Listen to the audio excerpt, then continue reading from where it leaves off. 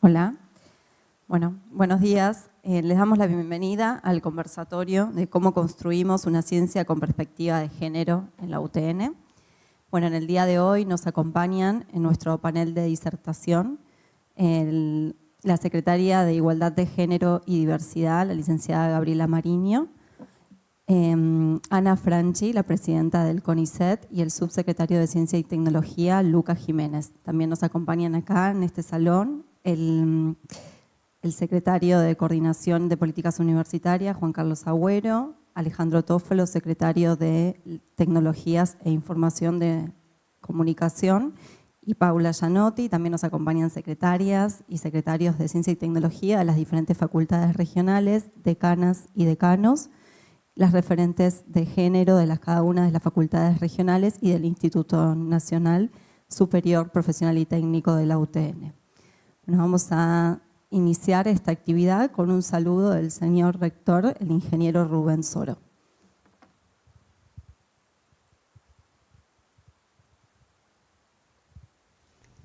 Buen día a todos, todas y todes. Es para mí y para nuestra Universidad Tecnológica Nacional muy importante abordar esta pregunta de cómo construimos una ciencia con perspectiva de género en la Universidad Tecnológica Nacional. Y más importante aún es dar unas rápidas respuestas que garanticen la inclusión de esta perspectiva en los proyectos de investigación, analizar las causas de las disparidades entre géneros en el ámbito de la ciencia y la tecnología, en definitiva, generar una construcción con perspectiva de género. Realmente felicito a la Secretaría de Igualdad de Género y Diversidad y a la Secretaría de Ciencia y Tecnología de nuestra UTN por el compromiso y el trabajo en esta temática, que debemos indudablemente transversalizarla en todos los pilares esenciales de nuestra universidad. Y indudablemente que la investigación es uno de estos pilares. La investigación que radica en las universidades, en nuestras universidades nacionales, en nuestras universidades públicas y también en nuestro CONICET. Y aquí aprovecho a saludar a nuestra invitada de lujo, Ana Franchi, presidenta del CONICET, que decía recién que la investigación radica en las universidades y en nuestro CONICET, que también promueve y promociona el desarrollo de la ciencia, de la tecnología, de la investigación en nuestro país. Yo vuelvo a insistir, me parece muy importante que puedan abordar esta temática, transmitirla también a quienes dirigen nuestros grupos, nuestro centro de investigación, nuestro proyecto de investigación, a quienes son parte de ellos, a los investigadores, a los investigadores, a nuestros y nuestras docentes, investigadoras e investigadores, que se transformen en agentes multiplicadores de esta temática tan necesaria para nuestra gestión en la Universidad Tecnológica Nacional. Simplemente eso, decirles muchísimas gracias por todo el compromiso, por todo el esfuerzo y que se cumplan todos los objetivos de este conversatorio propuesto por estas dos secretarías de Ciencia y Tecnología y de Género, Igualdad y Diversidad de nuestra universidad. Gracias. Muy buenos días, damos inicio a este conversatorio, cómo construimos una ciencia con perspectiva de género en la UTN. Tenemos una invitada de lujo hoy, nos acompaña la presidenta del CONICET, la doctora Ana Franchi. Están aquí presentes, queremos celebrar y agradecer la presencia de nuestro rector, el ingeniero Rubén Soro, secretarias y secretarios de gabinete, nos acompaña el secretario de Coordinación Universitaria, la secretaria académica, el secretario administrativo, el secretario de TICS de aquí de Rectorado. Tenemos más de 100 personas que nos acompañan hoy de manera virtual en esta actividad bimodal, decanos y decana, vicedecanas, vicedecanos, secretarias y secretarios de las facultades regionales y de manera muy especial celebrar la presencia de quienes en conjunto con la Secretaría de Igualdad de Género y Diversidad conforman la red institucional de género en la UTN, quienes son responsables de las unidades de género y diversidad en cada una de las 31 facultades regionales y el Instituto de Profesorado Técnico de nuestra universidad. Decir también que el 65% de quienes nos acompañan hoy en el Zoom son mujeres y diversidades, celebrar también esa conformación y celebrar el interés en este conversatorio que esperamos sea el primero de otras tantas reflexiones que nos debemos dar aquí en la Universidad Tecnológica Nacional. Contar también que algo que imagino que todas, todos y todes conocemos, que las mujeres y por supuesto las diversidades estamos persistentemente subrepresentadas en las carreras STEM, estas carreras de ciencia, tecnología, ingeniería y matemática. Y bueno, y un poco el desafío de la mañana de hoy es pensar cuáles son los factores que desde tempranas edades tienen relación, ya sabemos a esta altura de los hechos que no hay ninguna causa biológica que determine nuestras orientaciones, nuestros gustos y la elección de las carreras universitarias muchísimo menos, cuáles son los factores sociales, políticos, culturales y cuáles cosas podemos hacer desde las universidades para generar espacios libres de violencia y para generar condiciones de igualación de oportunidades, no solo en el acceso, sabemos que en las universidades de Argentina lo difícil es quedarse, no ingresar, las condiciones de acceso y fundamentalmente en lo que tiene que ver, en este caso, con la carrera de investigadoras e investigadores. Hoy la igualdad de género es uno de los tópicos que se está trabajando a nivel mundial en distintos organismos, en ONU Mujeres, en la UNESCO. Hay estadísticas también que indican, auspiciosas en algún sentido del término, que en América Latina y el Caribe es la región en la que tenemos más igualdad de género en la cantidad de personas que investigan, no así, y esto lo vamos a ir conversando con Ana, con Lucas y con cada una y cada uno de ustedes, no así en las condiciones, esto que llamamos estereotipos y brechas verticales y horizontales de género.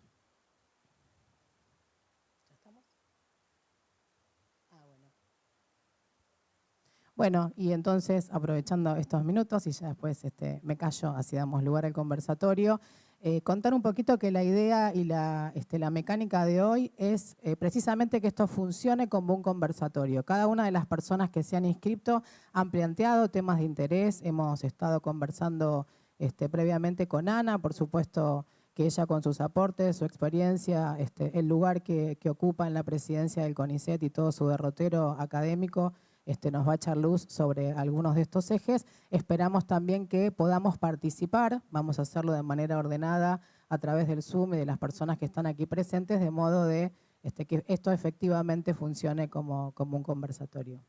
Bueno, a Ana Franchi, entonces, para que tomen la palabra. Bueno, buenos días a todos, todas y todes. Muchas gracias por la invitación. Es un placer venir acá a esta universidad y además a discutir temas que tanto nos preocupan y nos ocupan. Con los números que se dieron recién y con los que tengo yo, uno se pregunta por qué estamos hablando en la Argentina de género y ciencia cuando tenemos más o menos en el CONICET 53% de investigadoras, 60% de becarias, en las universidades nacionales tenemos 60% de alumnas, hablo en general, 60% de docentes. Entonces, ¿por qué estamos hablando de esto?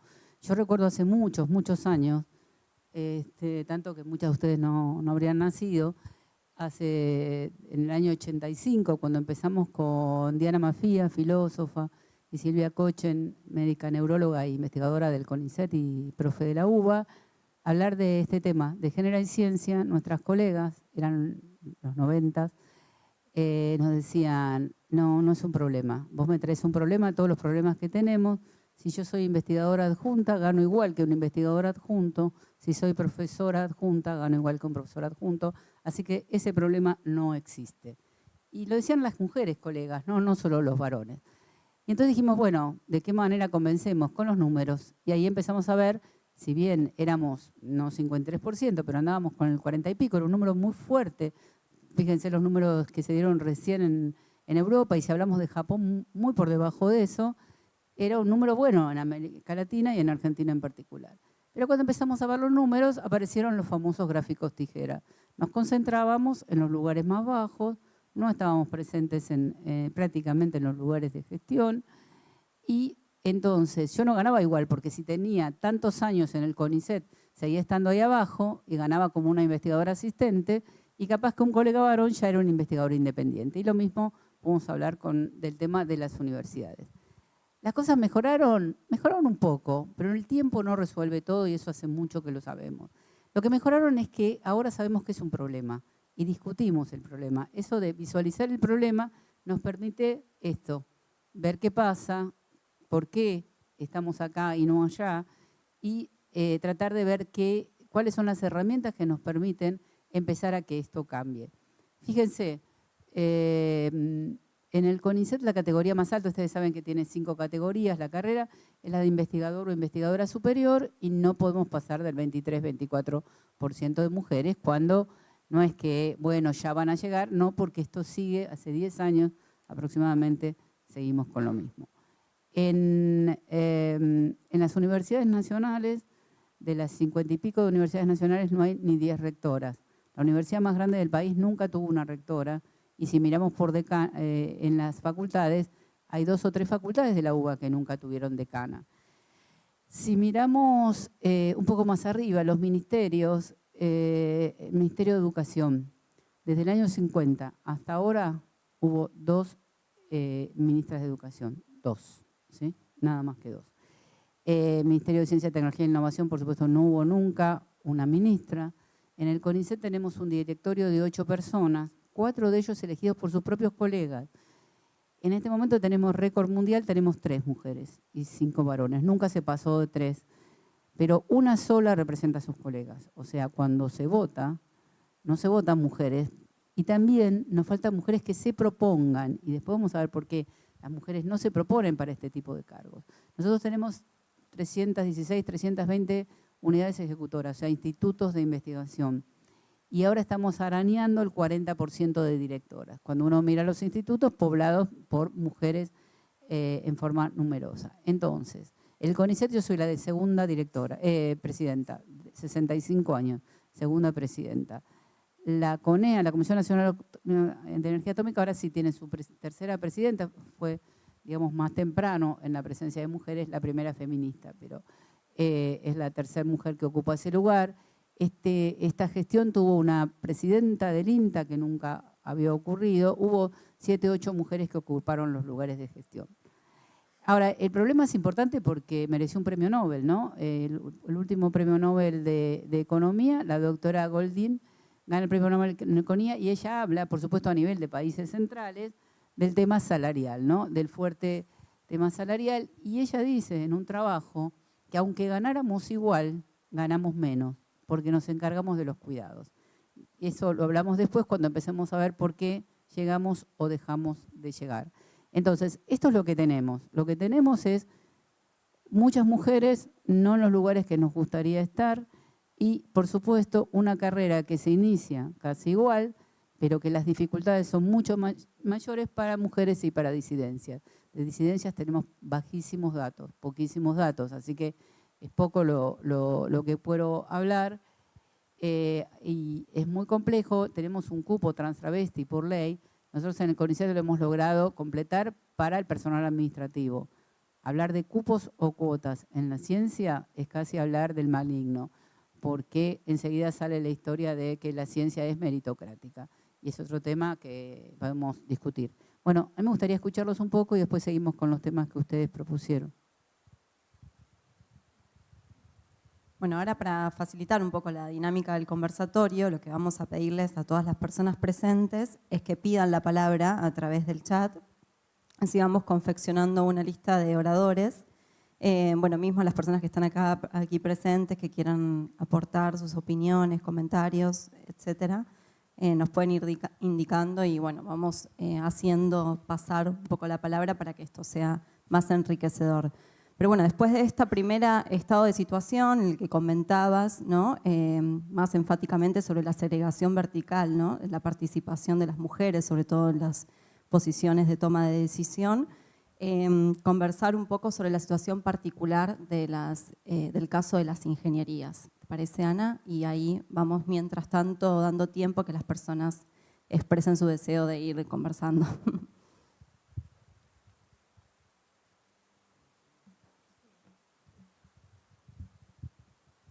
Solo para tirar algunos datos de nuestra universidad, que como conversábamos hace un rato con Lucas, son pocos los datos que tenemos en la universidad. Estamos trabajando desde aquí, desde rectorado, entre varias secretarías, incluso con la Secretaría de TICS, con la Secretaría de Planeamiento, para tener datos, como decía Ana, de diversidades. Nuestra universidad ya hace muchos años que hay indicaciones de cruzar por género la información. Bueno, nos cuesta incluso que suceda, que se llenen estos campos, ¿no? Muchos de estos campos quedan vacíos. Pero para decir algún dato, nuestra universidad tiene 80% de matrícula de varones y un 20% de mujeres. No tenemos datos de disidencias todavía. Esto ha mejorado en los últimos 2 años de un 80%, hay algo así como un 76,4% de varones. Bueno, vieron que, no sé si han visto las campañas del Ministerio de Mujeres y demás, cuántas décadas, incluso siglos, hacen falta para alcanzar la igualdad de género y la paridad de género, ¿no? Porque obviamente que cualquier mejora en estos datos siempre es auspiciosa, pero bueno, viene lenta la mano. Entonces, bueno, a ver qué cosas entonces podemos pensar en particular en las ingenierías y en las carreras de tecnología que se ofrecen aquí en la UTN.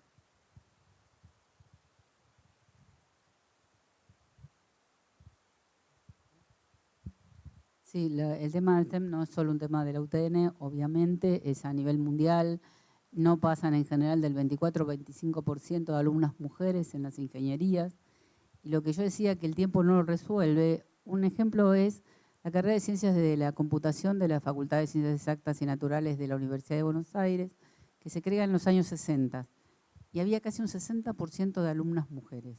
Era la época donde no teníamos papiros, pero sí teníamos tarjetas, ¿no? Tarjetas que se perforaban, sonaba un poquito más artesanal.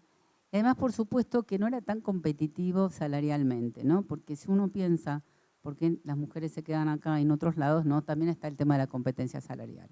Entonces, en ciertas carreras donde la competencia salarial en el mercado, como la informática, la geología, las propias ingenierías y ahora la física, que se agrega, parece increíble, pero los físicos trabajan en Wall Street. Tenemos bajísima cantidad de mujeres en física y en matemática también, como lo dicen las disciplinas STEM.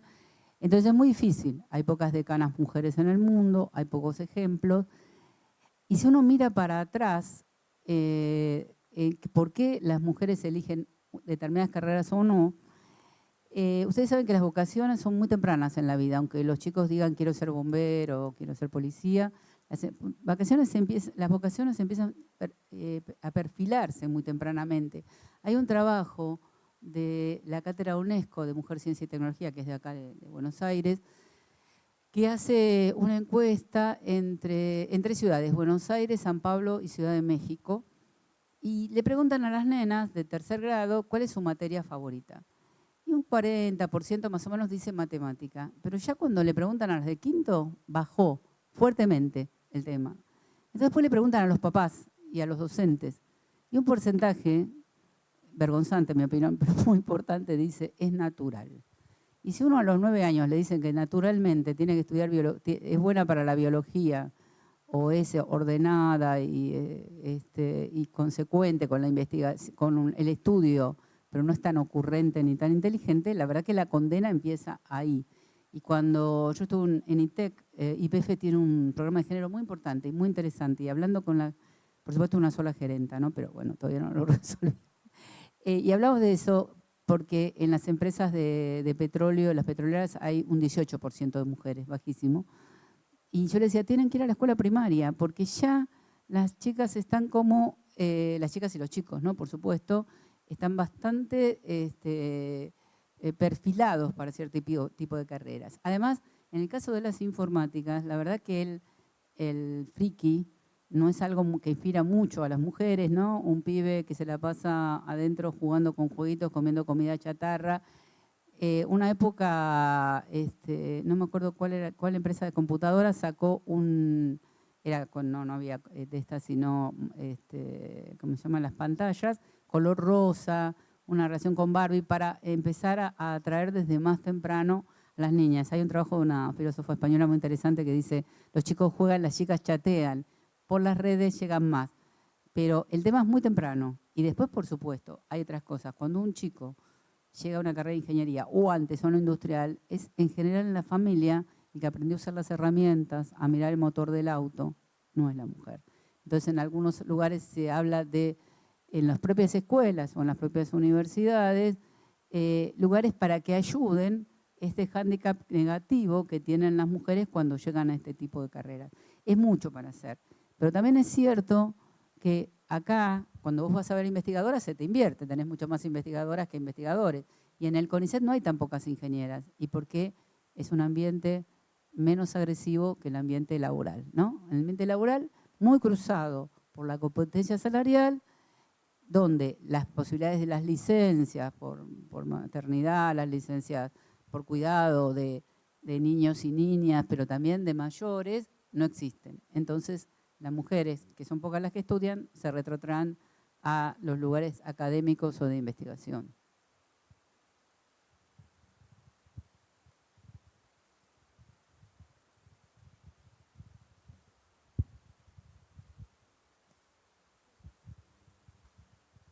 Bueno, buen día. Mi nombre es Mariana, soy de la Regional La Plata.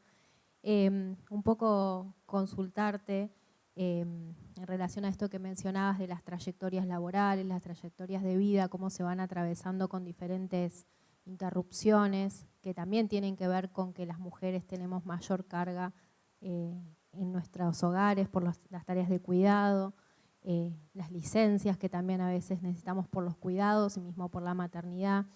Lo que yo te quería preguntar era cómo ves vos o de qué manera la política pública, las instituciones de la ciencia y la tecnología están mirando para compensar, para tener acciones positivas en relación a estas interrupciones que se dan por las trayectorias de vida de las mujeres que desean fervientemente dedicarse a la ciencia, a pesar de que son más, para poder adquirir esa posibilidad de acceder a cargos más jerárquicos.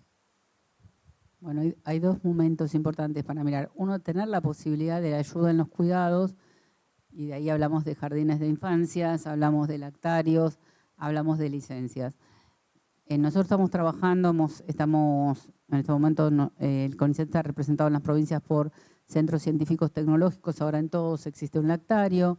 Hemos construido por primera vez un jardín de cero en Puerto Madryn que ya está funcionando. Miren cómo son las cosas. Esto fue, en ese lugar hubo antes un jardín, después como era municipal lo sacaron y las mujeres de ahí siguieron insistiendo siempre con este jardín. Cuando yo entré, justo cuando empezaba la pandemia, dije vamos adelante por el jardín. El CCT, que lo forman los directores de los institutos, dijo no, a nosotros no nos interesa, yo te importa un pito que no les interese, vamos adelante y el jardín está funcionando en estos momentos. Por supuesto, eso por un lado. Jardines, lugares de cuidado, licencias, ¿no? Que se están prolongando. Pero ¿qué pasa? Cuando uno se va, deja espacios, ¿no? En los países escandinavos, donde tienen esas licencias, muy preocupados por la baja natalidad, ¿no? Licencias enormes, que son indistintamente para padre o madre, tuvieron que obligar a que los varones se tomaran las licencias, porque si no, los 2 años los tomaba la mujer, y la verdad que en un ambiente como el nuestro, tan competitivo, irse 2 años es casi irse. Entonces, hay una cuestión que es de leyes. Ustedes saben que paulatinamente se va aumentando la licencia por maternidad, pero también por paternidad. Esas son leyes. Ahora, el otro punto para mí fundamental, que determina un montón de cosas en ciencia, en tecnología, en la academia, es la evaluación. ¿Cómo evaluamos? Yo he escuchado comisiones asesoras cosas que ahora no las dirían porque son vergonzantes, absolutamente vergonzantes. Entonces, ¿qué le pasa a una mujer en la etapa de cuidados? Pero acá tenemos que pensar siempre que los cuidados no solo son los de los niños y las niñas, los cuidados también son los de los mayores y que también acá son las mujeres las que se encargan. No es una razón biológica acá es una razón absolutamente cultural. Durante la pandemia, a nivel internacional, el protagonismo de las mujeres en los trabajos de investigación bajó un 20%. por el cuidado de los niños, porque además de todo había que darle clases, o por lo menos que estuvieran en la pantalla escuchando a la maestra o al maestro. Y el tema de los mayores, ¿no? Las mujeres son las mayores usuarias de los centros de salud, pero no tanto para ellas, sino porque llevan a las personas mayores. Nosotros tenemos una sociedad muy envejecida, con poca cantidad de hijos o hijas, entonces siempre la ligamos, ¿no? Digamos nosotras. Entonces todo eso tiene que estar en la evaluación. Nosotros estamos cambiando los términos de evaluación. Una cosa es que lo cambie el directorio y otro que las comisiones asesoras estén de acuerdo. No solo el tema de género, estamos viendo el tema de distribución geográfica, por supuesto no es lo mismo hacer acá una investigación o en Formosa, en el Chaco, etcétera. Pero es muy difícil, tenemos discusiones muy fuertes porque en vez de uno piensa, ¿no?, que es más plástico que la mentalidad de un investigador o una investigadora. Bueno, no, todo lo contrario, se parece a la dureza del diamante casi. Tenemos discusiones muy, muy fuertes por este tema de la meritocracia, ¿no? Este tema, si quieren competir, que compitan. Pero uno con una mano atada y el otro compite con 3 brazos. Es así. Entonces, tiene que haber un cambio cultural. Las leyes sirven, por supuesto. El facilitar los cuidados, por supuesto. Pero siempre, hoy vengo de una reunión donde estamos tratando, el Ministerio de Ciencia y Tecnología pudo quedarse con un par de manzanas cercanas al ministerio. ¿Qué hacemos? Y yo, así como la gota que da la piedra, logré que se haga un jardín. Entonces fui a la primera reunión y dicen jardín maternal. No, pará. Empecemos de nuevo. Maternal, no. Porque nosotras no podemos seguir siendo las únicas que nos encargamos de los pibes. El arquitecto se quedó duro. Me dice, pero no, de infancia, lugar de cuidado, jardín, acortemos con las palabras, porque las palabras nos califican. Igual a mí me cuesta decir, no, obviamente ya dejamos de decir guardería hace mucho tiempo, pero decir jardín maternal, no decir jardín maternal y decir jardín de infancia cuesta. Entonces, hay un tema que es cultural. Las licencias por maternidad tienen que existir, porque si no, seguimos encargándonos de todo. Las licencias vieron que ahora, por suerte, en el estado de licencias, en el momento de adaptación de los niños y las niñas a las escuelas, etcétera. Pero lo que queremos ver es quién toma esas licencias, ¿no? Porque si existen, y está bueno que existan, no significa que siempre la mujer. Nosotros estamos trabajando con un tema que también está muy silenciado, que es el tema de los chiquitos con discapacidad, ¿no? Que implican un nivel de cuidados muchísimo mayor. Por supuesto, se prolonga la licencia por maternidad.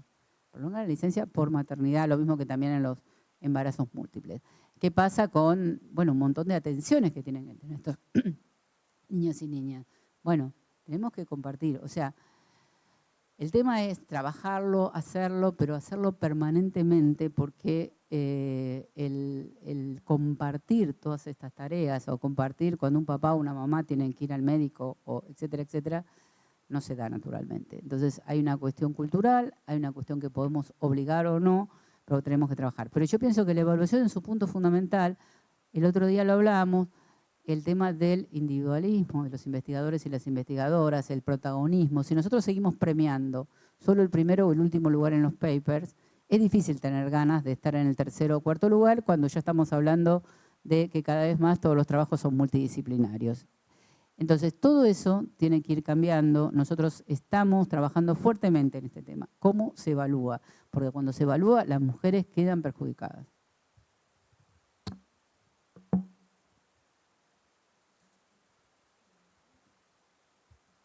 Ahí está. Hola, ¿me escuchan? Sí. Me llama mucho la atención y me gustaría que explicara 2 conceptos. Uno de los conceptos es por qué se habla de igualdad y no de equidad. Y por el otro lado me gustaría que ampliara un poquitito más acerca de esta premiación que ha tenido esta mujer en el Premio Nobel, donde explica bastante bien, por lo menos en las notas periodísticas que han salido a la luz, cuál es el rol de la mujer, más allá de que, por supuesto, las conclusiones a las que llega es porque sencillamente se maneja en un mundo que no tiene que ver con el nuestro, digo, con América. Así que me gustaría que explicara un poquito esto, si es tan amable. Muchas gracias. Perdón, Hola, sí. Vos me decís qué pasa con las mujeres cuando... No entendí muy bien la pregunta, pero perdón. La pregunta es, ¿por qué se habla de igualdad entre géneros y no de equidad? No, sí, Y correcto. esto en un sentido, y por el otro un poco la ampliación acerca de este gran trabajo que hizo esta ganadora del Premio Nobel. Bueno, sí, en realidad para alcanzar la igualdad tiene que haber equidad. Uno quiere estar igual, pero igualdad, en igualdad de condiciones perdemos. Eso es lo que vos decís, es empezar una carrera con desigualdad, porque evidentemente es mucho más complejo para una mujer, para una niña, para un adolescente, poder alcanzar a la carrera de un varón que tiene menos situaciones complejas. Por eso, sí, la palabra correcta es equidad, y eso hablamos siempre varones, mujeres, pero las disidencias también, acá también están fuertemente determinadas para que se les complique bastante más la situación. Y también, cosa que nunca hablamos, es el origen socioeconómico, ¿no? Porque el otro día estaba en un seminario y hablábamos de las primeras mujeres, ¿no?, que estuvieron que llegaron a cargos altos. Y muchas de ellas eran de un origen socioeconómico alto. ¿Por qué? Porque los cuidados los podían pagar. Entonces no es lo mismo, como nos pasó a muchas, colgármenos el bebé en la mochila, dejarlo en el jardín, salir corriendo, tomar el colectivo, ir al trabajo, a las 5 de la tarde nos convertíamos en calabaza y volvíamos a hacer todo lo mismo, a tener personas que le resolvieran eso. Y si uno mira las primeras investigadoras exitosas en el sentido que llegaron a cargos altos en Argentina, eran o mujeres que renunciaron a la familia, etcétera, o mujeres que tenían un nivel socioeconómico importante para poder resolver eso de otra manera, o algo que también pasó es un acompañamiento familiar, una hermana, una cuñada, etcétera, que se ocupaba bastante de esa tarea, la tarea del cuidado de niños o de padres o de personas mayores, que eso también ocurrió. Incluso ocurría en un poquito más grande que mi generación, que había 2 investigadoras y trabajaban juntas, ¿no? Era una manera de hacer, yo siempre digo que la palabra sororidad llegó después de que existía la sororidad, ¿no? Y de alguna manera se juntaban y de esta manera se defendían o podrían afrontar mejor los desafíos que a una mujer sola les costaba. Y si uno mira en los trabajos, eso ocurrió muchísimo, sobre todo en las ciencias experimentales, donde la presencia, el discutir por un subsidio, ¿no?, que es otro de los temas, ¿no?, que retrasan las mujeres. ¿A qué subsidios alcanzan las mujeres? ¿A qué subsidios alcanzan los varones? Entonces, eso ayudó un poco a facilitar la situación en los lugares de investigación, pero calculo que también en los académicos.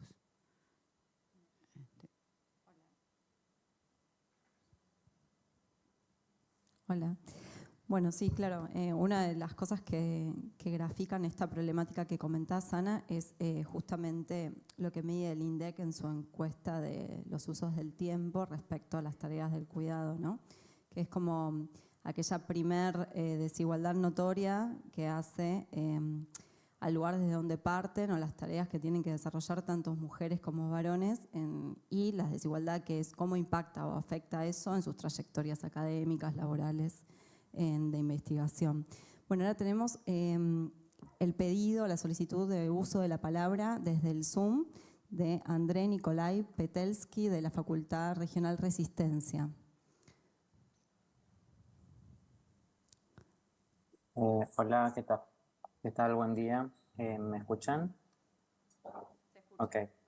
No, mi pregunta era si tanto para la UTN como para el CONICET, si existe esta figura de licencia por paternidad y cómo está incluido en el programa el hecho de que haya alguna familia homoparental, por ejemplo. Porque bueno, puede ser que haya una familia con 2 padres y en ese caso, ¿cómo está? Si se tiene en cuenta en ese caso la licencia por paternidad en ese caso. Perdón. Nosotros somos miembros de la Administración Pública Nacional. Entonces, los derechos que tenemos son los de la Administración Pública Nacional, que por ahora la licencia por maternidad es muy escasa. Nosotros estamos modificando el el estatuto de becarios para llevar la licencia a 15 días, que es lo que va a llegar rápido la Administración Pública Nacional, y poner la condición que a medida que aumenten, porque eso es la ley que va aumentando año a año, creo, la ley de licencias por paternidad y por maternidad, entonces que queden enganchados en el aumento de la licencia por maternidad. Por otro lado, otra cosa que hicimos, que es el plus por jardín, que se da a todos los que son trabajadoras, a las mujeres, en realidad al que está a cargo de los niños o las niñas, hasta los 3 años, porque después se supone que el Estado tiene que tener jardines. Eso no siempre ocurre. En la Ciudad de Buenos Aires faltan miles de vacantes. Bueno, ese plus nosotros lo hicimos extensivo a los becarios o becarias que tengan a cargo niños, por supuesto, menores de 3 años. Eso es lo que hasta ahora tenemos con paternidad. Las licencias asociadas a niños o niñas con discapacidad también pueden ser indistintamente tomadas por papás o mamás, lo mismo que las licencias por los días de adaptación. Eso empezó en el 2020, justo en el inicio del 2020. Eso puede hacerlo la persona a cargo, o sea que puede ser papá, puede ser mamá, eso no importa. Sí, yo para aportar, es muy interesante lo que menciona el compañero de Resistencia, para aportar y aquí los gremios han hecho un gran trabajo y todavía nos debemos, en particular en el convenio colectivo de trabajo docente, no solo la ampliación de las licencias, sino la nominación, como decía el compañero, ¿no? En algunas otras universidades, sobre todo en las universidades más nuevas, de reciente creación, se habla de licencias para cuerpos gestantes y cuerpos no gestantes. No dando por sentado que todas las mamás tienen un papá o que todos los papás tienen una mamá, sino en el caso de los hogares monoparentales, e incluso a partir de la sanción del matrimonio igualitario, hacer que en las universidades, en las instituciones del Estado, se cumpla con la normativa vigente, ¿no? El Código Civil en el 2015 nos dio mucha información, algo así como 18 leyes que en los últimos años han trabajado la perspectiva de género de lo mismo. Bueno, hay que adecuar sin lugar a dudas en las instituciones y en las universidades no solo la igualación de la cantidad de días en torno a la licencia para cuerpos gestantes y no gestantes, sino sin lugar a dudas la nominación, ¿no?, de las licencias maternales y paternales, porque como recién conversábamos y decía Ana, toda esta cosa que se nos carga, en particular a las mujeres y a las diversidades sobre las espaldas en torno a los cuidados, que empieza desde las infancias, ¿no? Hay varios estudios hechos en el CONICET, hay algunos de ciencias sociales, sobre la carga publicitaria, por ejemplo, en las infancias, de cómo el derrotero de las niñas son las que toman el té sentadas, mientras que los varones, ¿no? Hay mucho hecho en este sentido, y cómo se va construyendo un derrotero desde el carrito de bebés para las niñas, hasta regalar. Creo que el extremo es la plancha, ¿no? La plancha es como aquello que todas y todos decimos, bueno, acá hay algo que está pasando que no anda bien. Cómo va generando toda una tradición para que finalmente las mujeres nos aboquemos más a las carreras que tienen que ver con las tareas de cuidados. Así como decimos que en la UTN hay que desmasculinizar, hay carreras y universidades en las que hay que desfeminizar. Por ejemplo, las carreras de enfermería, las asociadas a las tareas de cuidado, magisterio, profesorado, enfermería, son carreras que están altamente feminizadas, ¿no? Incluso sobre los varones hay toda una construcción en torno a hacer que no se anoten, ¿no?, en esas carreras, y si se anotan, cuántas cosas andan allí dando vueltas en torno a esto. En el CONICET tuvimos la primera licencia por adopción de un matrimonio igualitario, ¿no?, que se dio a las 2 personas formando. Y en cuanto a lo que vos decías, el tema de desmasculinizar y de feminizar, en España, por ejemplo, se hizo un trabajo de que a las escuelas secundarias o primarias, no me acuerdo, iba biólogo varón, mujer ingeniera, para ir como viendo, pero también pienso que lo salarial es muy fuerte para que haya maestros jardineros, ¿no? Lo salarial marca muchísimo. Hola, buen día. Mi nombre es Liliana, soy de Facultad Regional Santa Cruz. Bueno, varias cosas. Creo que llevo muchos años como docente y la verdad que veo que cada vez hay más mujeres que se están animando a inscribirse en las carreras de ingeniería y creo que este no es mucho mérito de las universidades. Creo que hemos hecho poco para fomentar esto, que es más por un cambio social que viene arrastrándolas que a veces por lo que hemos hecho nosotros como institución.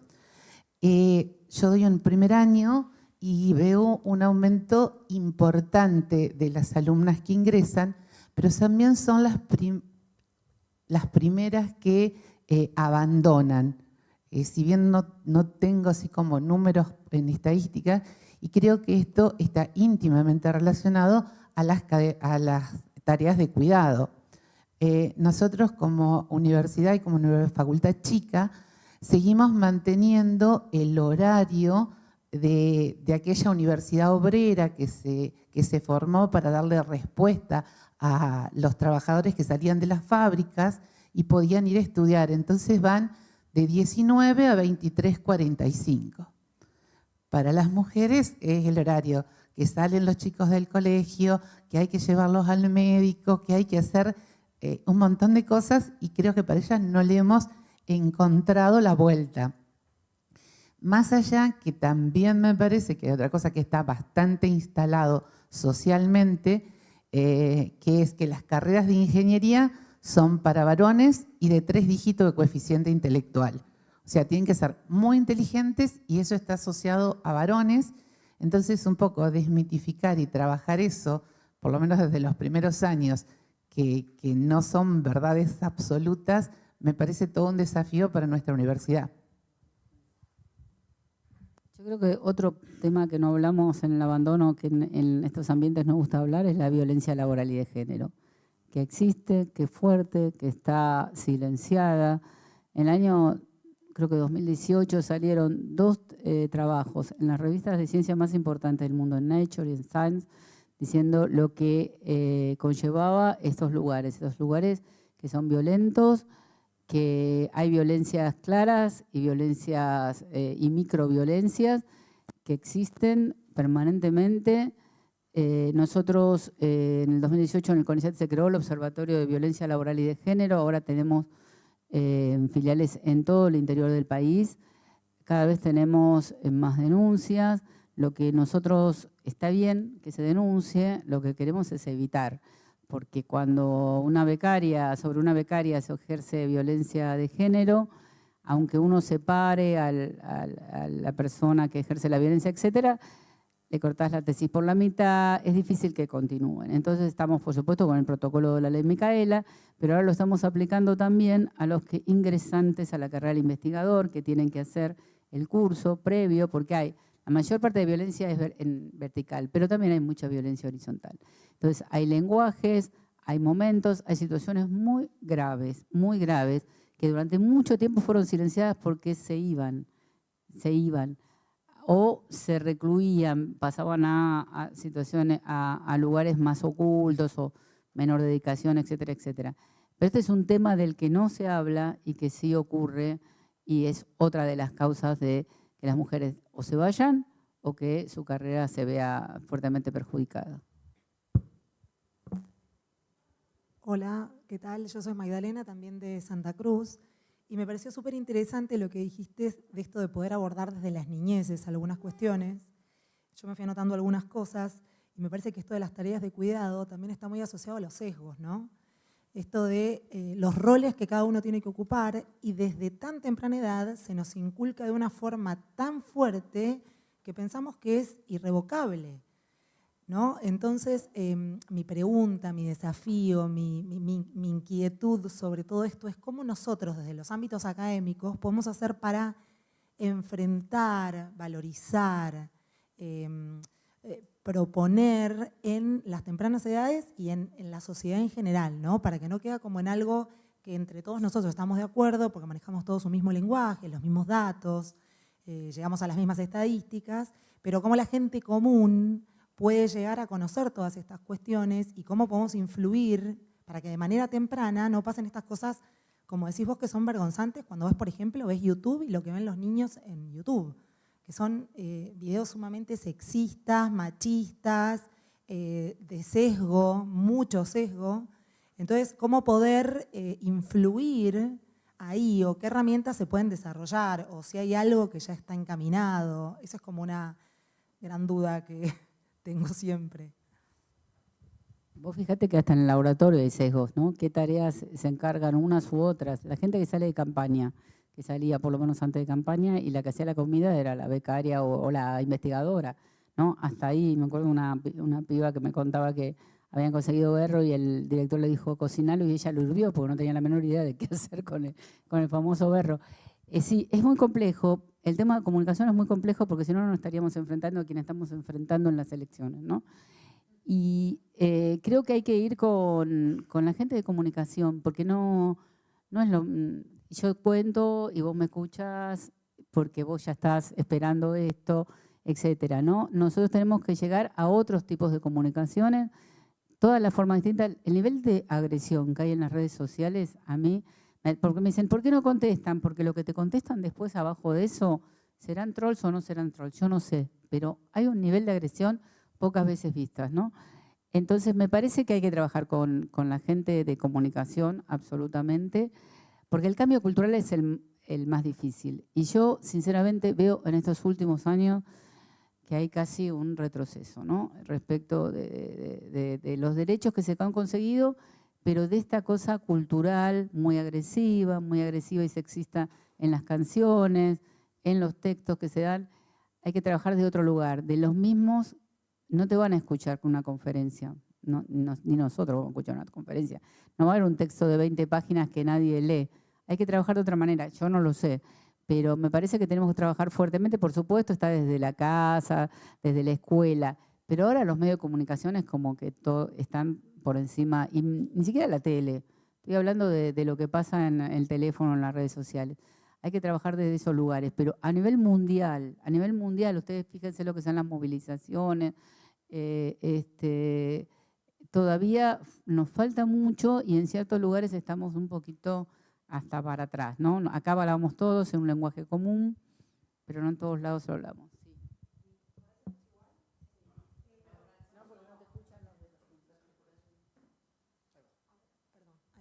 Disculpen que acaparé el micrófono, pero mi intriga es también esto, ¿no? Desde la investigación, desde la academia, cómo también se le puede llegar a empezar a dar valor a lo mejor a investigaciones o a programas o a cosas que parecen menores, ¿no?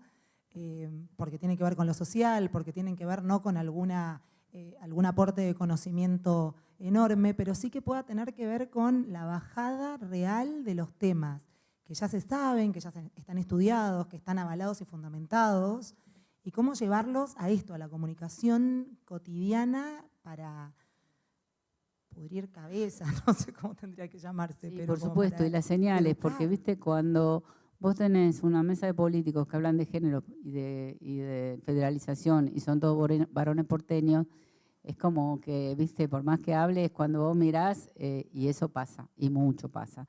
Vos ves las fotos de los gremios, de las organizaciones empresariales, de los gobernadores, etcétera, etcétera, ahí estamos para atrás respecto del 2019. Pero lo otro, lo que vos hablás de la fuerte violencia y la fuerte discriminación que está, nosotros tenemos muchos grupos estudiando para ver si encontramos alguna vuelta para poder avanzar por otro lado.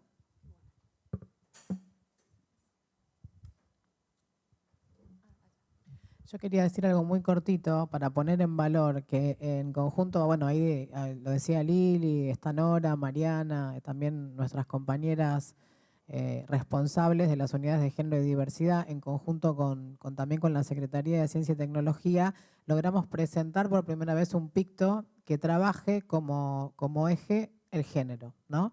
La UTN no tiene, bueno, seguramente Lucas después va a tomar la palabra, no tiene como eje género en ninguno de sus proyectos de investigación. Veremos cómo nos va, pero bueno, hemos presentado por primera vez, un poco rompiendo este prejuicio que tiene que ver con que, Bueno, entonces los ingenieros, las ingenieras, bueno, ¿por qué? Pero nosotros, ¿qué tenemos que ver con la cuestión de género? ¿Qué tenemos que ver con las cuestiones sociales? Bueno, lo decíamos al principio, la verdad que todo, absolutamente todo, ¿no? Y en términos de comunicación, claro que sí, bueno, también desde el rectorado con el equipo de prensa, también con las compañeras y compañeros de comunicación, estamos repensando las estrategias en torno a qué cosas comunicar y de qué manera. No solo desde la palabra, sino desde la gráfica.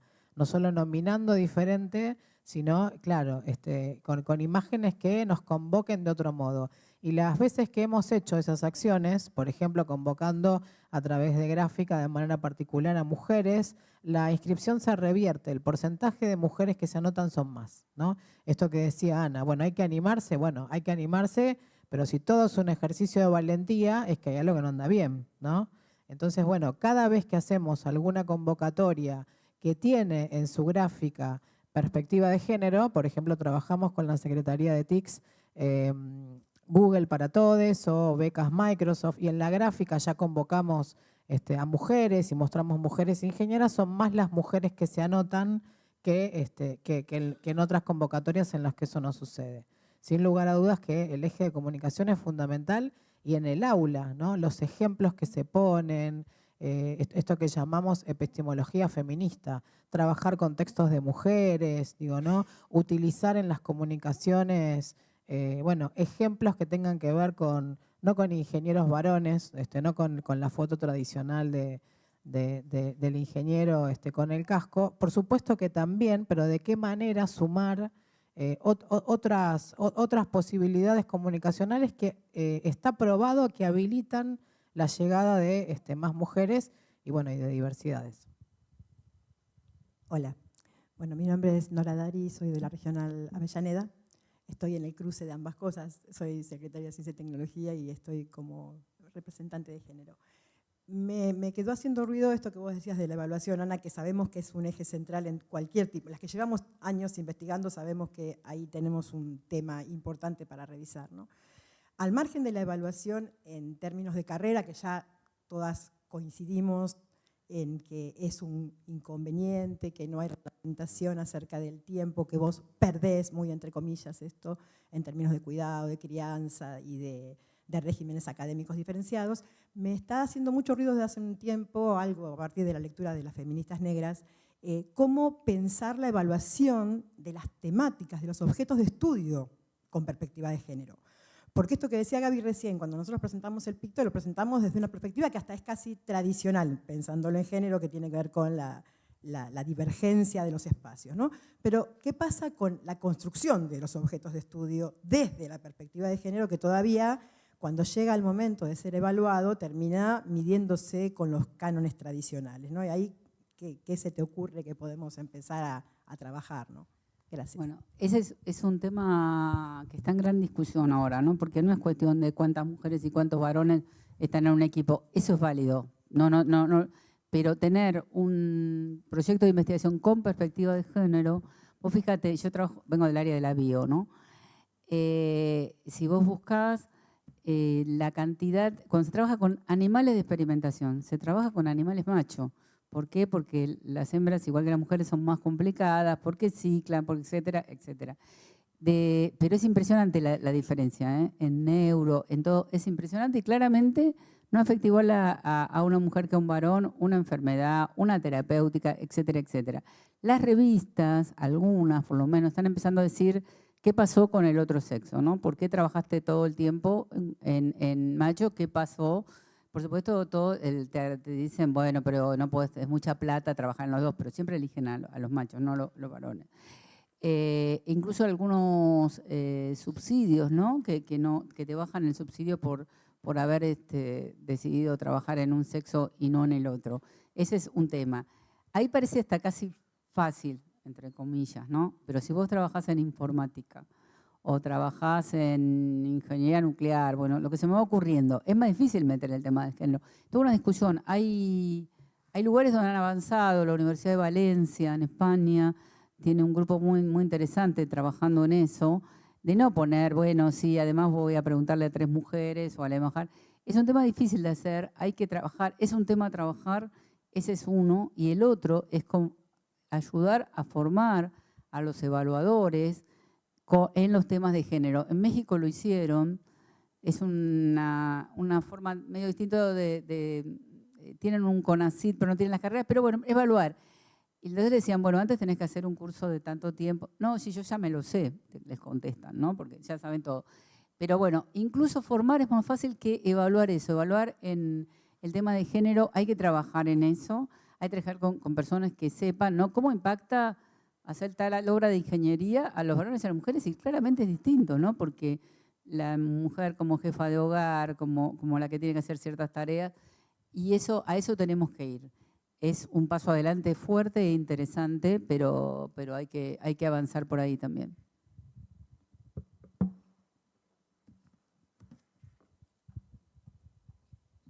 Hola. Bueno, ahora continuamos con la palabra para Laura Ibarreta de la Facultad Regional Santa Cruz. Buenas, quería saber si se escucha. ¿Se escucha? Buenas, ¿se escucha? Sí, se escucha. Bien. En mi caso, yo soy ingeniera electrónica, estoy haciendo un doctorado, soy docente de 4º año de ingeniería electromecánica. Mi pregunta va apuntada un poco a cómo lidiar quizás, porque me gusta mucho hablarle a los alumnos, yo 4º año, ya están por recibirse, prepararlos para la industria. ¿Cómo hacer con mis alumnas mujeres, que suelen ser escasas, también para prepararlas en ese sentido, de que se sabe cuál es la situación real de las empresas? Acá hay mucha minera, mucha petrolera, donde se sabe que quizás van a sufrir discriminación, quizás van a tener que lidiar con problemas que una misma lidió a lo largo de su carrera. Entonces, ¿cómo poder ayudarlas también desde este punto de vista?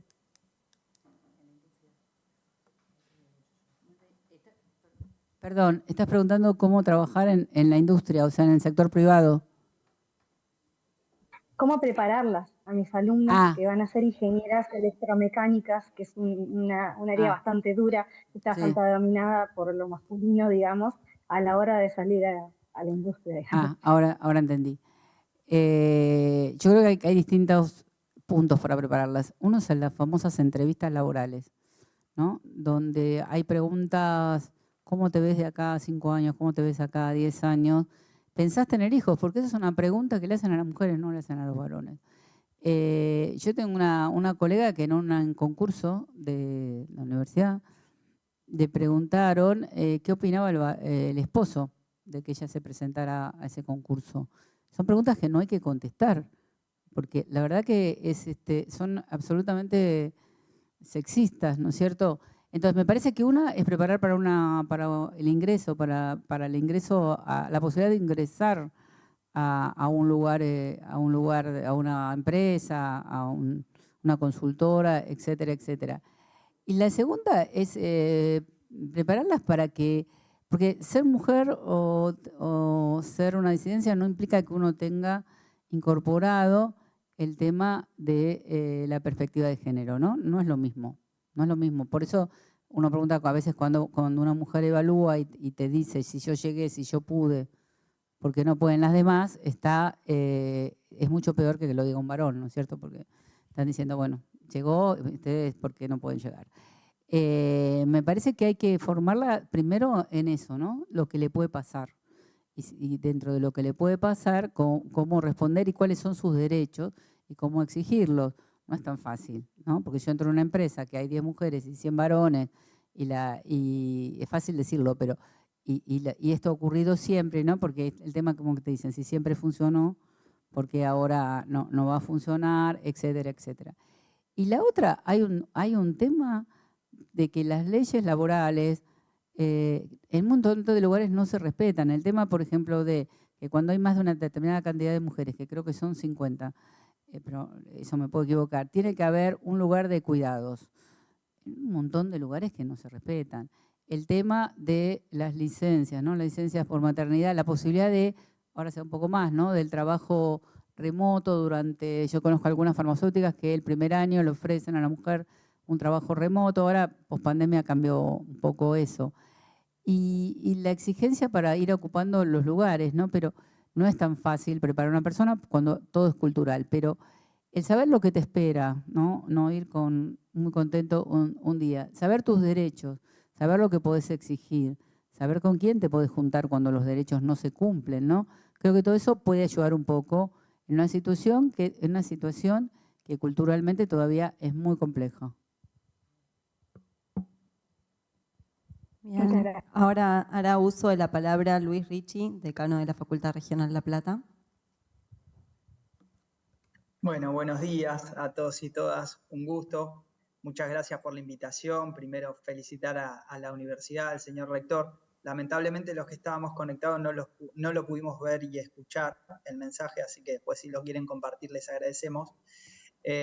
Felicitar a la Secretaría de Género y Diversidad por la iniciativa, a la Secretaría de Ciencia y Tecnología y a la Secretaría de Coordinación Universitaria por este conversatorio. En particular, dos cositas quería comentar. Me parece que hay muchas mujeres y muy buenas haciendo investigación en nuestra universidad. Creo que tenemos que hacer un fuerte trabajo de visibilización.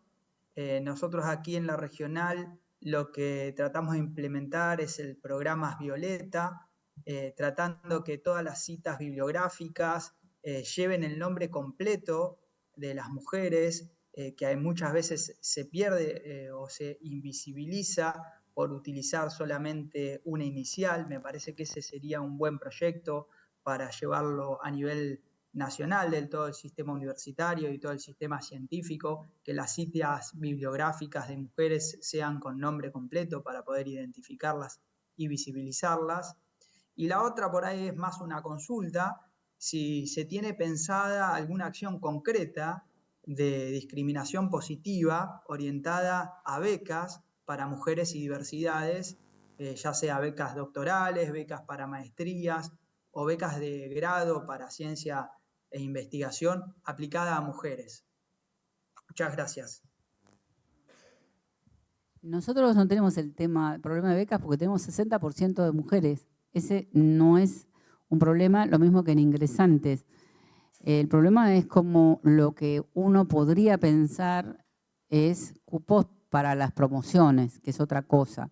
Ahora, para becas no, porque tenemos mayoría de postulantes, de las que obtienen becas, etcétera, mujeres. La posibilidad de cupos o cuotas en promociones y la cuota para las diversidades es un tema a discutir, pero hay que ir con triple armadura, ¿no? Por supuesto, porque se escuchan cosas, se siguen escuchando cosas muy complejas. Pero eso podría ser, no sé acá en la universidad con el tema de los cupos. O sea, no hay, bueno, buenos días a todos y a todas, ¿no? No me ha tocado la oportunidad, ahora le quería un poco redondear. No tenemos ese problema.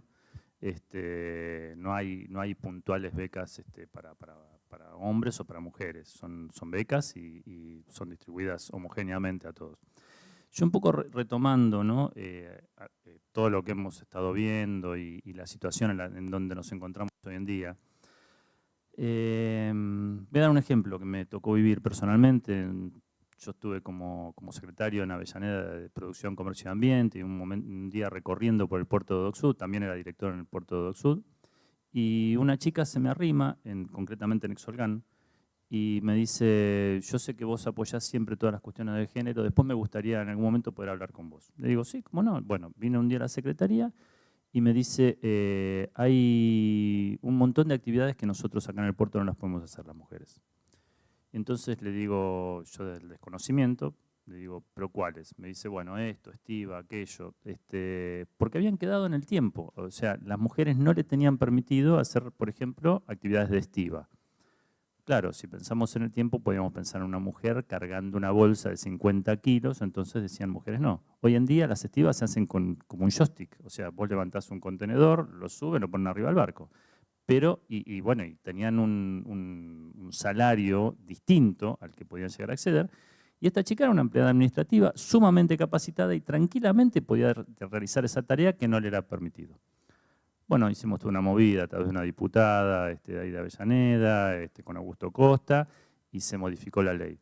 Hay cosas que en el transcurrir de estos tiempos son inimaginables.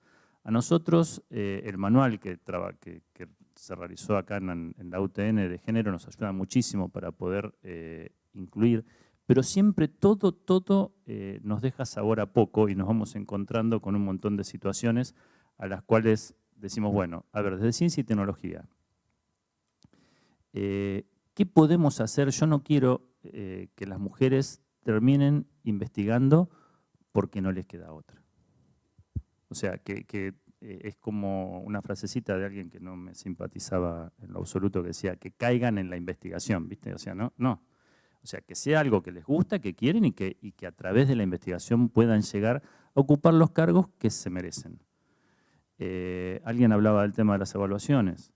Bueno, ¿quiénes evalúan? El proyecto que nosotros hemos presentado muy orgullosamente, el Picto de género, ¿quién lo va a evaluar? No sé, veremos.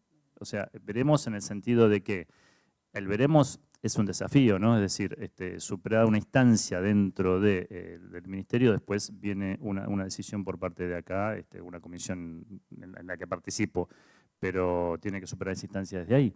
Entonces, hay un trabajo, hay tanto por hacer para adelante y hay tanto en la que nosotros tenemos que repensar continuamente qué es lo que podemos hacer para mejorar la vida de nuestras investigadoras. Yo estoy convencido de que hay muchos que están investigando un poco por el tema de los horarios, como decían, bueno, porque sienten la obligación de que tienen que ser las que se tienen que hacer cargo de todo, por eso a la noche después no pueden ir, pero la investigación les viene bien porque la pueden ir haciendo en cualquier momento del día. Y entonces, bueno, no sé, tenemos que ir pensando, bueno, hoy lo hablábamos, bueno, justamente está Alejandro acá, el tema de saber cuántas hombres, cuántas mujeres, cuántos se autoperciben distintos. Bueno, estamos trabajando en un sistema nuevo que vamos a implementar el año que viene, con la ayuda acá del secretario de TICS, y todas estas cuestiones las tenemos que empezar a tener en cuenta. Las venimos teniendo en cuenta desde siempre, pero de vuelta, siempre nos queda un sabor a que es poco y que quisiésemos hacer mucho más. Pero esto es como, ¿viste? Como una rampa donde uno va moviendo la rueda y cada pasito que damos. Esto de hoy es importantísimo. Tenemos un montón de gente escuchándonos. Nosotros hubiésemos querido que estén todas las investigadoras escuchando y todos los investigadores también. Porque a eso es a lo que buscamos, ¿no? Es decir, que no sea esto solamente una actividad de las mujeres y que luchen por las mujeres, sino que en la medida que los hombres también se involucren en esto y entiendan esta situación, también va a ayudar mucho. Así que bueno, yo personalmente nada más que agradecerte la participación y bueno, y saber que vamos a seguir trabajando juntos en todos estos desarrollos. Muchas gracias. Sí, antes de cerrar, Lucas recién nombraba el manual, se refiere al Manual de Lenguaje Inclusivo y No Sexista, que fue aprobado por unanimidad en nuestro Consejo Superior, que como siempre decimos, está hecho a modo de manual, lo hemos trabajado entre varias secretarías y de manera interdisciplinaria, con personas de comunicación, de las ciencias sociales, de las ingenierías, un poco con este espíritu, ¿no? de empezar a pensar de qué modo el lenguaje puede violentar, invisibilizar o visibilizar.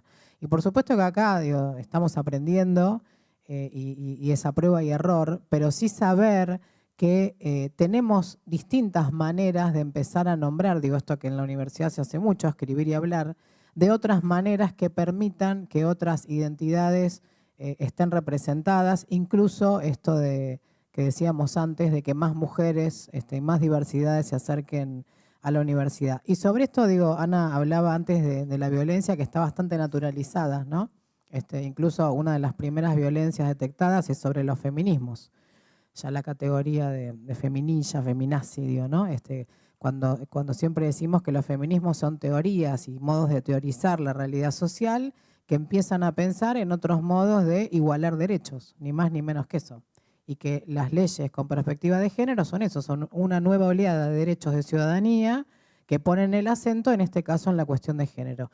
Que por ahí lo decían las compañeras de Santa Cruz, que tiene que estar analizada y de manera interseccional en la universidad, ¿no? Hablamos de género, de clase, de raza, de todas características de las personas que terminan por comportarse como condicionamientos a la hora de, en este caso, acceder a lugares de decisión, a carrera de investigadora, etcétera. Bueno, poner en valor esto, ¿no? El ejercicio que está haciendo la Universidad Tecnológica Nacional, porque hay una definición política detrás de analizar y de ver qué es lo que está pasando, de tomar decisiones y definiciones institucionales para intentar revertir esta situación, sabiendo que si logramos revertir, como decía Ana, no solo la cuestión numérica, sino el modo en el que pensamos la construcción de conocimiento, vamos a trabajar en una universidad más inclusiva, libre de violencias, vamos a hacer buenas cosas, ¿no?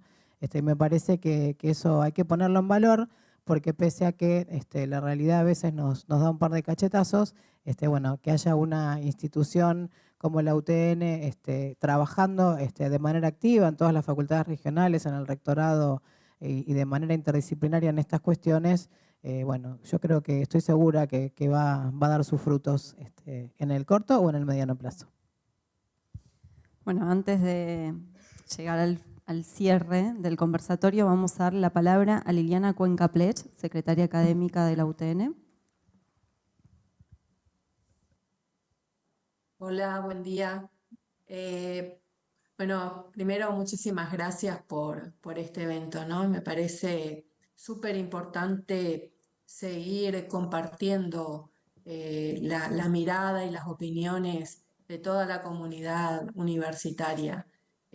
También me parece excelente que hay algunos decanos de facultades regionales y hay algunos colegas investigadores, porque esto, como ya se dijo en algún momento, necesitamos, nosotras estamos convencidas, ¿no? Las mujeres, las diversidades, estamos convencidos. Lo que pasa es que necesitamos una culturalización en este sentido. Y me parecieron muy, muy relevantes, y para trabajar con mi secretaría algunas cuestiones como el despertar vocaciones en la primaria. Ya desde que era decana siempre planteaba lo mismo, ¿no? Si desde la primaria no involucramos a las niñas en cuestiones de tecnología, de ciencia, que la matemática no sea un cuco, que les guste la robótica, que les guste la informática, que les guste armar y desarmar, mirar cómo es un motor por dentro y demás, despertar la curiosidad en ese sentido, en la secundaria las perdemos. Así que me parece muy, muy atinado, y que tal vez estos programas de Sigamos Estudiando y demás no solo apunten al secundario, sino también a los niveles previos, o al menos al primer año de la secundaria, ¿no? Ya en cuarto o quinto los perdemos, los perdemos. Y por otro lado, esto que decía la doctora Franchi, que respecto de que las mujeres no se postulan, ¿no? Y en ese sentido también habría que avanzar, tal vez en programas de mentoreo, no se me ocurre cómo, pero si ninguna mujer levanta la mano diciendo acá estoy y yo quiero, seguramente nadie la va a elegir, ¿no? O una diversidad. Lo que pasa es que a veces yo veo que en las diversidades queda disfrazado por el sexo, ¿no?, que traen. Entonces, en algunos casos no se nota la diferencia. Pero en el caso de las mujeres, que nos vemos como mujeres, o diversidades que se ven como mujeres, ahí sí la discriminación puede existir. Entonces, a mí me parece que hay que trabajar mucho con nuestros colegas en estas cuestiones de que no... de que este rechazo que está existiendo hacia todo lo que tenga que ver con las cuestiones de género, lenguaje no sexista y demás, bueno, empecemos a hablarlo más libremente, que no se acepte por quedar bien o porque hoy es una cuestión que empieza a aceptarse, sino que se acepte por convicción. Y que las mujeres nos animemos a decir: me siento preparada para esto, acá estoy y quiero hacerlo, y que nos digan que no, ¿no? Yo siempre dije, tenemos que plantearlo, después que nos digan que no y después que hablen de más diversidad de género en las distintas instituciones. Y probablemente en ese sentido sea importante también pensar programas de mentoreo.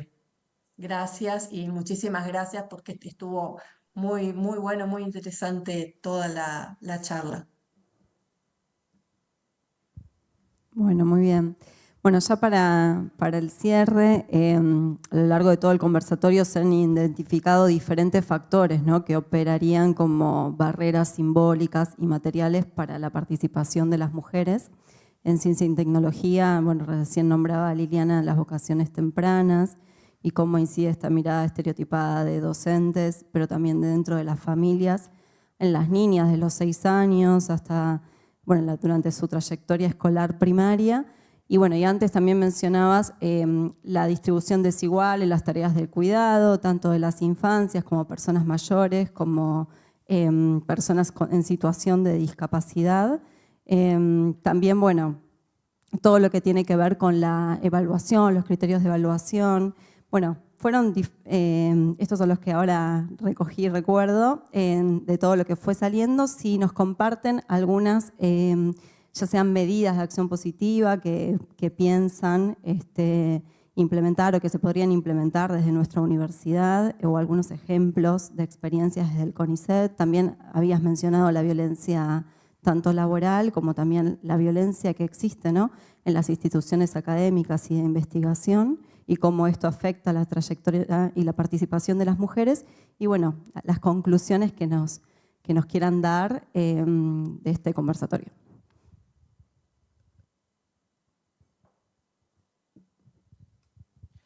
Bueno, en principio, antes de darle la palabra a nuestra invitada para que nos comparta sus reflexiones de cierre, creo que, digamos, a mí me pasan dos cosas. La primera es celebrar todo lo que está sucediendo en la UTN, ¿no? Digo, hemos formado una red institucional de género en las 31 facultades regionales. Se ha creado primero hace un año la unidad de géneros y diversidad como parte de gabinete. Hoy ya el rector ha nombrado la Secretaría de Igualdad de Géneros y Diversidad.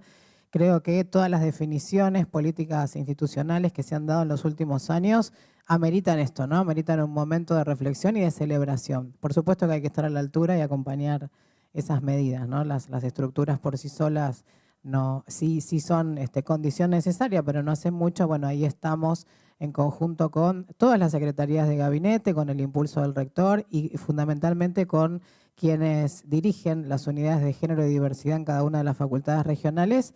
Bueno, esta estructura ya se ha consolidado. Por supuesto que tenemos mucho por delante, digo, pero para poner, Ana ponía el ejemplo de Ley Micaela, se han inscrito en nuestro curso obligatorio en géneros y diversidad 7.500 personas, en su mayoría del colectivo docentes, digo, ¿no? Como para empezar a ver qué es lo que está pasando en las aulas, ¿no? Y por supuesto, digo, como siempre decimos en los espacios de género, y de allí la importancia de que Ana nos acompañe hoy acá, la necesidad de crear redes interinstitucionales, ¿no? La universidad por sí sola puede hacer muchas cosas, pero hay otras tantas cosas que no. Bueno, por supuesto que estamos en momentos de definición en lo que tiene que ver con el proyecto de Nación en curso, pero se han creado un Ministerio de Mujeres y Diversidad a nivel nacional. En distintas provincias hay una réplica de esos ministerios. Bueno, tenemos una presidenta del CONICET con toda la trayectoria político-gremial que tiene Ana. Sabemos que es una compañera que ha sido una militante de la causa feminista. Bueno, esos espacios creo que hay que exprimirlos, aprovecharlos y generar redes, ¿no? Redes con los territorios interinstitucionales, porque de ese modo es donde vamos a lograr mejores resultados y más rápidos. Sí, yo lo que quiero agregar a esto, como conclusión un poco, es que nosotros no tenemos la verdad absoluta. Claramente necesitamos la materia prima de ustedes, de todos los que están del otro lado escuchando y de las necesidades que ustedes encuentran. Así como el ejemplo que les conté con esta persona en el puerto, lo mismo ustedes en ciencia y tecnología, que nos hagan saber determinadas cuestiones que las consideran que debemos ir ajustando. Y esto es, como dice Gaby, un trabajo en equipo. Y eso es lo que nosotros tenemos que ir conociendo, porque hay un montón de cuestiones, si bien somos investigadores y conocemos la mayoría de las regionales y, bueno, y sabemos lo que está pasando, pero por ahí hay algo que no lo sabemos. Cómo funciona hoy en día género, ¿sí? O sea, cuando hay algún problema en alguna regional, se contactan con ellos y entonces, bueno, en base a eso se articula y se ven. Y nosotros también en Ciencia y Tecnología necesitamos saber qué es lo que ustedes consideran que puede llegar. Hablamos de un tema de evaluación, bueno, ¿qué otras cuestiones, qué es lo que pueden llegar a estar sintiendo que incomoda o que dificulta la carrera al sector que no sea el masculino, ¿sí? Así que bueno, nuevamente gracias y bueno, la vamos a dejar acá a Ana para el cierre. Bueno, un par de cosas no es positiva, pero nosotros de esta gestión pusimos que una persona tenga 2 o más denuncias por violencia laboral de género no se puede presentar como director o directora de un becario o de un investigador o investigadora. No se puede presentar para dirigir un instituto de investigación. No puede ser jurado en un concurso, ¿no? Vamos poniendo así cierta cantidad de frenos, además de que han avanzado muchísimo el tema de las denuncias, que todos los jurados tienen que ser paritarios, de que las reuniones científicas que el CONICET avala también, sus comités científicos tienen que ser paritarios, etcétera, etcétera. Me parece que dijo Gaby de redes institucionales es fundamental porque hasta para tener la información, ¿no? Porque tenemos el tema de que alguien fue denunciado en la universidad y después aparece como inocente, se nos presenta y después es muy difícil volver a sacarlo del circuito. Eso en cuanto a personas en particular, pero para el trabajo permanente es fundamental. Y para el tema de las vocaciones, una niña, sobre todo no de acá, de la capital federal, imagínense una niña en un pueblo, ¿se imagina ingeniera? No, no, es muy difícil que se imagine ingeniera. ¿Se imagina geóloga? ¿Se imagina informática? No. Entonces, el llevar a los lugares pequeños, a las ciudades pequeñas, a ingenieras, geólogas, bueno, todas estas profesiones que nos hacen falta, hay que imaginarse, porque lo que uno no va a desear lo que no le parece que exista, ¿no? Y entonces creo que eso es muy importante, el tema de vocaciones. Y nada, a mí me parece que es fundamental que sigamos charlando, que sigamos discutiendo. Hay gente que se interesa, hay gente que no se interesa, pero va a escuchar hablar a las que se interesaron. Y a lo mejor le pica la curiosidad, a lo mejor no, se enoja mucho. Y está bien, se enoja mucho, porque uno tiene argumentos para contestar. El fin de semana estuve viendo un documental en el CCK que se llamaba El silencio de los hombres, ¿no? Y a pesar de que había una cámara, algunos decían algunas cosas que uno no está acostumbrado a escuchar y espantan, pero estaban los otros que lo calmaban un poquito, ¿no? Capaz que en otro momento nadie se animaba a calmarlo un poquito. Entonces me parece que hay experiencias que se animen a hablar las que no pueden soportarlo y antes de irse, ¿no? Y la otra es llegar, que es lo que no hacemos nunca, llegar a las que se fueron. Porque nosotros entrevistamos o hablamos con las que se quedaron, con mayor o menor éxito, pero se quedaron. Ahora, las que se fueron, ¿por qué se fueron? Que es lo que vos decías hace un ratito, cuántas entras y cuántas se gradúan. Hay cosas tan pequeñas como los horarios. ¿No? Yo una vez un decano me dice, no, pero en tu facultad nunca te discriminaron. Le digo, ¿y a qué hora hacen las reuniones vos? Y me mira, dice, nunca lo pensé. Claro, ese problema es ese. No es que lo hiciste a propósito, es que nunca lo pensaste. Entonces, hacer a las personas ir incorporando la perspectiva de género, de pensar que alguien, además que vive lejos, no puede tener una reunión importante a las 7 de la tarde, ¿no? Es típico en los partidos políticos que las candidaturas se resuelven a las 4 de la mañana, entonces, bueno, ahora tenemos el cupo, pero antes quedábamos atrás de todo, ¿no? Entonces, eso, cosas que parecen muy pequeñas, que parecen muy pavas, pero no lo son, es lo que tenemos que trabajar cada vez más. Y además, bueno, mostrar las que llegaron, por qué llegaron, qué les dificultó llegar o qué nos dificultó llegar. A lo mejor se encuentran con respuestas que no nos van a gustar, ¿no? Yo me acuerdo cuando nos entrevistamos a Emma Pérez Ferreira, que fue la primera presidenta de la Comisión Nacional de Energía Atómica, le preguntamos, cuando usted estudiaba, cuando estaba haciendo el doctorado, ¿no había mujeres? Sí, pero encontraban un candidato y se iban, te contestaba ella. Hay respuestas que no nos van a gustar, pero tenemos que tenerlas. Así que yo siempre termino mis discusiones y siempre vamos por más y tenemos que ir por mucho más. Así que sigamos.